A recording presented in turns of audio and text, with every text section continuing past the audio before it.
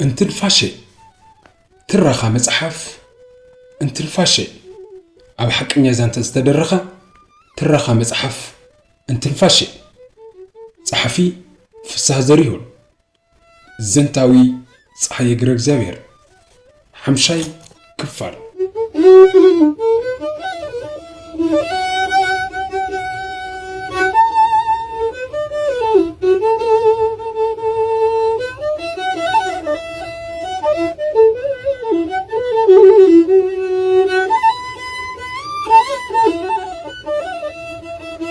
ودغانا نايت انت نبرت كباب سمين فلاشانا تبحالو ዝጽውዑ ቤተ እስራኤላውያን እዮም መረዳእታታት ከም ዝሕብርዎ ጀና ሞራን በየዳን ዝመሳሰሉ ሰፋሕቲ ክፋል ደጓዕ ሰሜን ዘካተቱ ወረረታት ኢትዮጵያ ብዝኾነ ቤተ እስራኤላውያን ዝተተሓዙ ነይሮም ጌድዮን ኣብ ትሕቲ ዝበሃል መራሒ ኮይኖም ኦሪታዊ እምነት ዝኽተሉ ምንባሮም ኣቦታት ሰሜን ይዛረቡ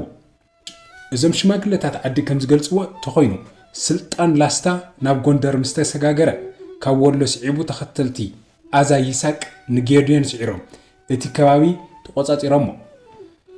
ካብቲ ግዜ ጀሚሩ እምነት ክርስትና ክዕንብብ ጀመሩ ድሕሪ መበል 14 ክፍለ ዘመን መብዛሕትኦም ቤተ እስራኤላውያን ሰዓብቲ ሃይማኖት ኦርቶዶክስ ክኾኑ ከም ዝኽኣሉን ውሕዳት ጥራሕ ፈላሚ እምነት ሒዞም ከም ዝቐጸሉ መረዳእታ ታሪኽ ይሕብሩ ብተኸተልቲ ኣዛ ይሳቅ ኣብ ልዕሊ ጌድዮን ዝበጽሐ ስዕረት ልዕልነት እምነት ክርስትና ኦርቶዶክስ ኣብ ቤተ እስራኤላውያን ክረጋግጽ ጥራሕ ኣይገበረን ዘርኢ ዓሌት ቤተ እስራኤላውያን ክብተኽ ወይ ድማ ዝተበተኸ ክመስል ገይሮሞ ሎሚ ሓረግ ዓሌቱ እናመዘዘ ክሳብ ጌድዮን ዘባጽሕ ትውልዲ ከም ዘየለን ፈላሞት ቤተ እስራኤላውያን እምነት ክርስትና ስለ ዘሰዓቡ ትውልዶም እናተዳኸመን እናለመሰን ምምፁ ዝዛረቡ ሽማግለታት ዓዲ ሰሜን እዮም በቲ ነበር እምነቶም ተሪሮም ዝተረፉውን ቁጥሮም ኣመና እናመንመኑ ዝመፁ ቤተ እስራኤላውያን ሰሜን ብዛዕባ ታሪኾም ደፊሮም ምዝራብ ይጽገሙ መንቀሊ መረበትና እስራኤል እዩ ናይዚ ዝርዝር ታሪኽ ግና ኣይንፈልጥን ይብሉ ተደርጺጾም ዝዛረቡ ግና ዓሌት እስራኤላውያን ምዃኖም እዩ እግዚአብሔር ስለልተኣፈነ እዩ ካብ እስራኤል ዝበተንና መጽሓፍና ግና ተበታቲንኩም ኣይትተርፉን ሓደ መዓልቲ ናብ እስራኤል ዓድኹም ክትተኣኻኸቡ ኢኹም ይብል ይብሉ እዚ ዝኾነሉ መዓልቲ እንተይፈለጥና እውን ምትእኻብና ይተርፍን ክብሉ ይስምዑ ካብ ባዕሎም ተወጊሶም ትውልዶም ቆፂሮም ኣብ መስርዕ ጌድዮን ምብጻሕ ኣይኽእሉን ብጥቕላሉ ነባሪ እዚ ከባቢ እምነት ኦርቶዶክስ ቅድሚ ምቕባሉ ኦሪታዊ እምነት ጌድዮን ይስዕብ ምንባሩ ንሕና እውን ናቱ ዓሌት ኮይና ኣይንተርፍን ዝብል ኣመኽንያዊ መልሲ ዝህቡ ውሕዳት ጥራሕ እዮም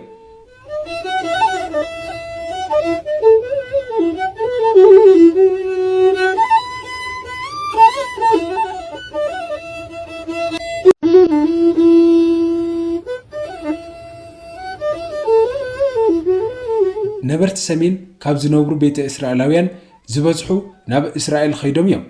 ኣብቲ መጽሓፍ ዝሰፈረ መተኣኻኸብ ግዜ በፂሑ ዶ ይኸውን ንሳቶም ግና ከምዚ ኣይብሉን ተኣኻኸቡ ስለ ዝተባሃልና ከይኮነስ ግፍዒ በዚሕና እዩ ሃይማኖትና እንተይቀየርና እውን መሰል ኣይረኸብናን እንትብሉ ናብ እስራኤል ዝኸድሉ ምኽንያት ዝኸፍአ በደል ዝወለዶ ምዃኑ የርዱ ብፍላይ ደቂ ኣንስትዮ ሃይማኖተን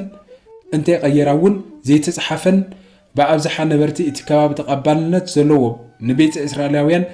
ዘግለለ ልማዳዊ ኣተሓሳስባ መሳእተን ምውሳብ ብትረት ስለ ዝእግድ እዩ ሓዳር ከይገብራ ሃይማኖተን ምቕያር ውፅኢት ኣልቦ እናኾነን ኣብ ኦሪታዊ እምነተን ይጸንዓ ምጽልማት ዓሌታዊ ሓረግ ቤተ እስራኤላውያን ምዝባዕ መንነት ዘስዕበሎም ጸቕጥን በቲ ኻሊእ ገጽ ድማ ብራርያዊ ወጻተኛታት ኮይኖም ንክረኣዩ መንገዲ ዝኸፈተ ይመስሎም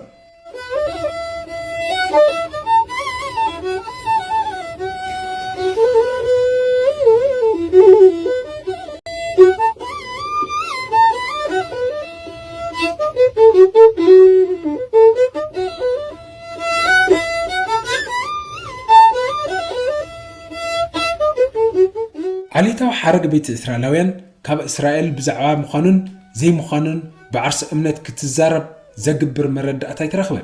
كما قال لسابيت الإسرائيلويان مس إسرائيلويان زي مساسل زسعب أمنت مبر بعليت حدا مخانم زرقي أفافونات أير أينن أبمونغو أمنتن عليتاو حرقن زهلو متأسسار أفلالاي دوب كنفترولو كنرئيلون سلازي حقزنا اتي قداي نتمرامرتي مقداف يحيش ازي كمزي إلو إنهالو وقنا كريشياني زتبحالت علينا وتمرامري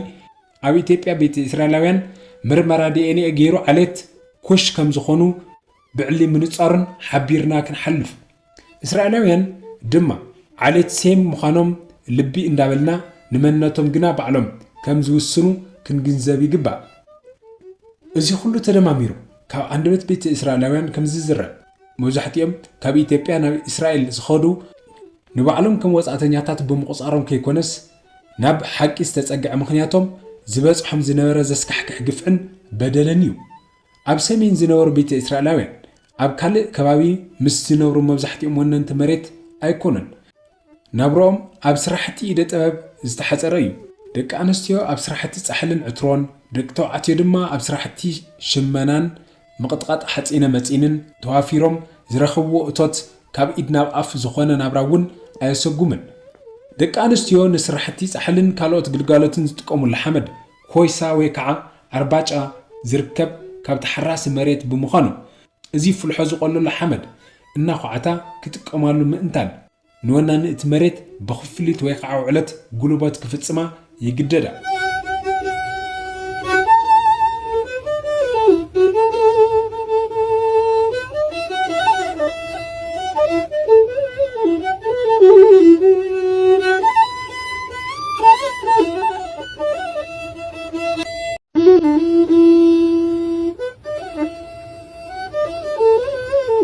حلوف تاريخ كم زحبرو نجيدن سعيروم مرسيمن زتقاصاصرو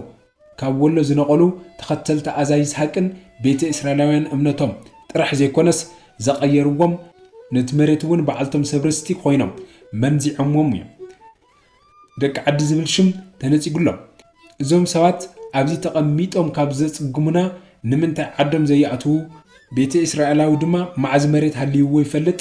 أرباج حمد انديو ابو ناتوهاله بغوبا عيني كم زراين غوانا تغيرهم كم زقصرن بعلتم بيت اسرائيلاوያን امريرم يزارو منكست درغون انتخونه ወነንት መሬት ከይገበረ ምስ መሳፍንቲ አላቲሙ ስለዝ ገደፎም ዝጸንሐ ቅርሕንቲ ብዝባአሳ አሳወሮ በዚ ምክንያት ድማ ደርግ ካብቶም መስፍናዊ ዝኸፍ እንበር ዝሐሸ መሲሉ አይራዩም መረረት ኩሎም ቤተ እስራኤላውያን ደርግ ዘአወጆም መሬት ንሐራሲው ንሽም ጥራሕ ረብሓ ዘይብሉ መሬት ረኺብና ነርና ኮይኑ ግና ስልጣን ዝሓዘዎ በዓልቶም መሳፍንቲ ስለዝነብሩ ከምብርና ይካሉን ስለዝፈራሕናውን መሬቱ መሊስናሎም درج أب كل هزبي زبصح قفعي أباناون أي ترفن مريت ألبو كم مخنا نلعلي عشان بايدون إحنا بعرايز اللي هو شيء خفلو زخبد جبرن مواتشون كنكفل سلازة جددنا سقينا عدانا نزل علم أي نبرن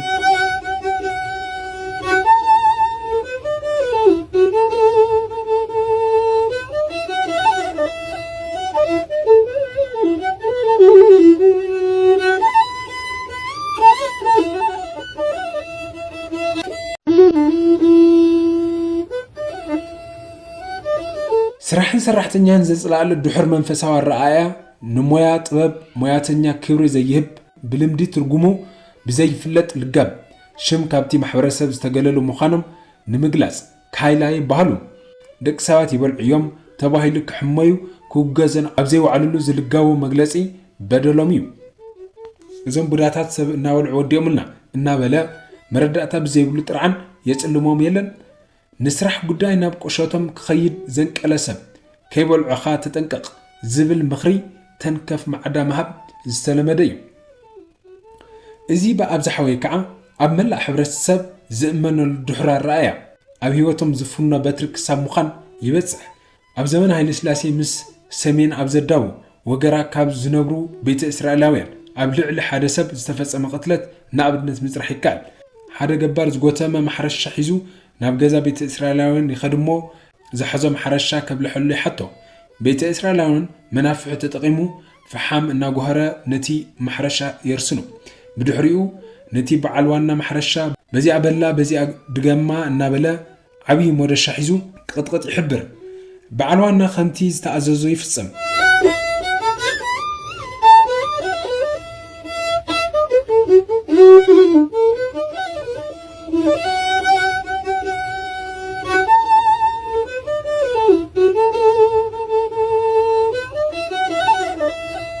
መፈጸምቱ ግና ቤተ እስራኤላዊ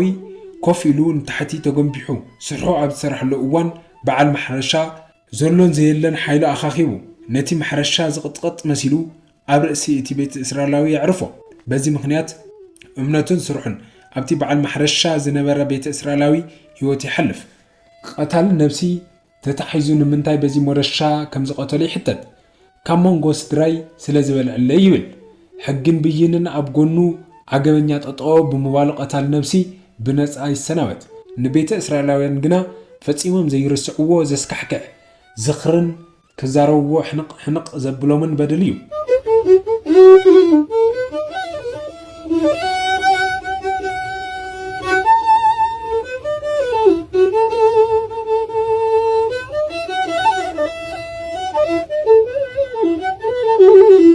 ቤተ እስራኤላውያን ካብ ሲሪት ማሕበረሰብ ሰሚዕነቶት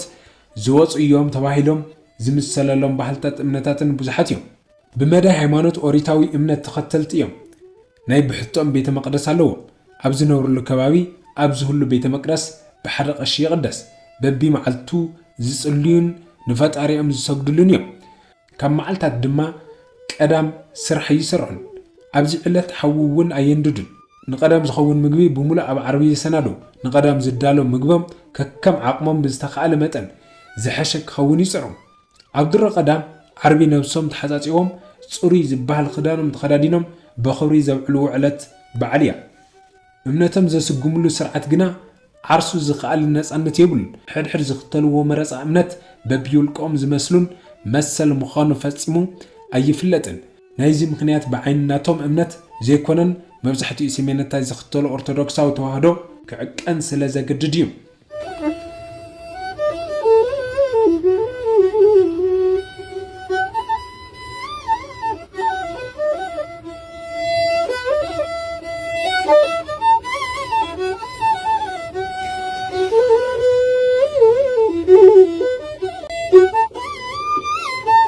ስርዓተ ቀብሪ ቤተ እስራኤላውያን ካብ ካልኦት ማሕበረሰብ ሰሜን ዝተፈለየ እዩ ተኸተልቲ እምነት ክርስትና ሰብ እንተሞይቱ ንሸውዓተ መዓልቲ ኣብ ሓዘን ይቕመጡ ቤተ እስራኤላውያን እውን ተመሳሳሊ እዩ ንሓዘን ኮፍ ዝብሉ ሸውዓተ መዓልቲ እዩ ኮይኑ ግና ብልምዲ እምነት ክርስትና በቢግዚኡ ሓዘን ዝበፅሕ ስለ ዝመፅእ ዳስ ምስ ፈረሰውን ልዕሊ ሰሙን ሓዘንትን መትሓዝንትን ኮይኖም ይጸንሑ ክሳብ ሰሙን ዝኸውን ጉረባብቲ ምግቢ ሒዘም እናኸዱ የተሓዘንዎ ድሓር ንዝመፅእ ጋሻ ብምሉእ ግና እኽለማይ ምቕረብ ነቲ ሓዘንተኛ ዝተርፍ ንኻልእ ቁጠባ ቁልብላው ዘሳጥሕ እዩ ስነ ስርዓት እቲ ሓዘን በዚ ኣይዛዘምን ኣብ ዕለተ ቀብሪ ዘይተረኸባ ብስድራ መዋቲ በቐሊሉ ዘይሕካኽ ቂም የትርፍ ዝሞተ ካብ ሓደ ግዜ ንላዕሊ ከም ዘይቕበር እናፈለጦ ካልኣይ ቆፀሮ ተታሒዙ ዳርጋ ትኩስ መርድእ ዝመስል ካልእ ስነ ስርዓት የካይዱ እዚ እውን ካልኣይ ቀብሪ ወይ ከዓ ኣጎበር ግፍዒ ይበሃል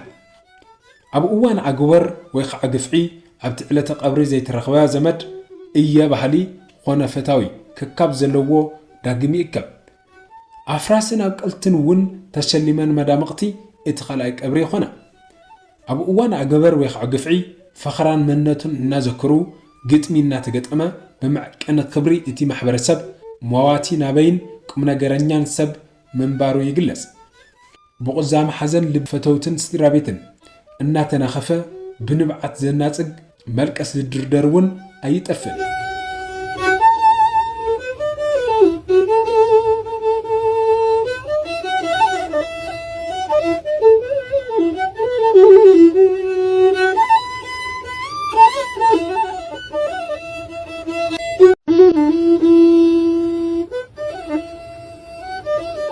ንኣብነት ዝኣክል እቲ ዝሞተ ሰብ በዓል ብዙሕ ሓፍትን ርስትን እንተኾይኑ ትውልዲ ዓሌቱ ሰፊሕ ክኸውን ስለ ዝኽእል ሰፊሕ መሬቱ እናልዕሉን እናቆፀሩን ይዛረቡ እዞም ከምዚ ዝኣመሰሉ ደቀባት እቲ ናይ መሬት ርስት ወለዶ ብዝርዝር ይፈልጥዎ እዮም። ደቀባት እዮም ተባሂሉ ስለ ዝውሰድ ወደረኛ መጥቶ ትናንት ከሰሰኝ አንተ ትልቅ ሰው ቁጥሩን ንገረኝ ብምባል ይውድስዎ። ክሓምም ከሎ ገዛውቲ ጠንቋሎ ዘንኳሕኩዕን ስራሱርን ቆጽላ መጽልን እናቆጽየ ምስ ዘመናዊ ሕክምና ከይተላለየ ዝናበር ኣዶ ብምኽንያት ወሊድ ህይወታ ክትሓልፍ ምርኣይ በቢግዚኡ ዘረአ ፍጻመ እዩ። ኣዶ ኣብ እዋን ሕርሲ እንተሞይታ ከምዚ ስዕብ ይልቀስ። ጡትዋ መሬት ወርዶ ወርዶ ስለይኑን አራሰው ልጅዋ የማይጠባው እህል የማይቀምሰው አሁን ማን አለ እንደ እግዚአብሔር ጨካኝ እንደ እግዚአብሔር ሆዳም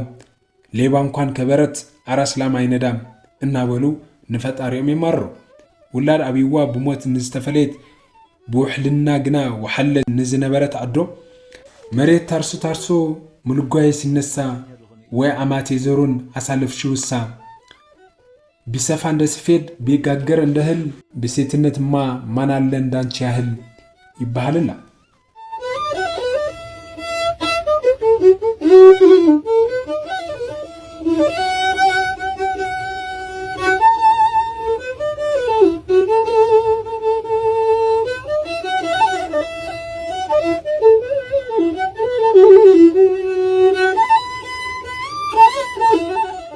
مواتي تماغاتي انتنيرو دما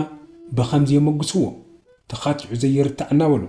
الجبا كبو يمنمنو أملسم سياسامنو يفرد بيت فرد بيقول دبت وردا بيقباي أسفر دبت مور بيتكنا تنتقبرون كمزي بموال يمقصوه كراجون طلاتشو شفنوز بشاشا يكلم كندنو انداي بلاش بسحاق زسنيو مواتي يلن كل ነገር ሪኡ ዕድመ ጸጊቡ እዩ ዝተረፈ ነገር የለን ኢሎም ንዝኣምንሉ መዋቲ ሲድሩ ድረሃል ሲኩሉ ኩልሃል ሲዘምቱ ዘምታሃል ሲያበሉ አብታሃል ደሞ ዘክራሃል ደሞ መንኩሳሃል ላንተ ምኑ ቀርቶ ይቆረቁሩልሃል እናበሉ ይስኒዎ ኣብ እዋን ቀብሪ ድኻ ብዛዓ ሓፍቲ ክላዓለ አመልም የለው ያለ ድህነቱ ለዘመድማ ይስነፍ ከሄዱ ከቤቱ ብምባል በዓል ሰናይ ጸባይ ገብሮ እንተናእሰውን ገዛ ዘፍረዮ ተማቂሉ ከም ዝበልዕን ለጋስ ምዃኑን ይምስክረሉ።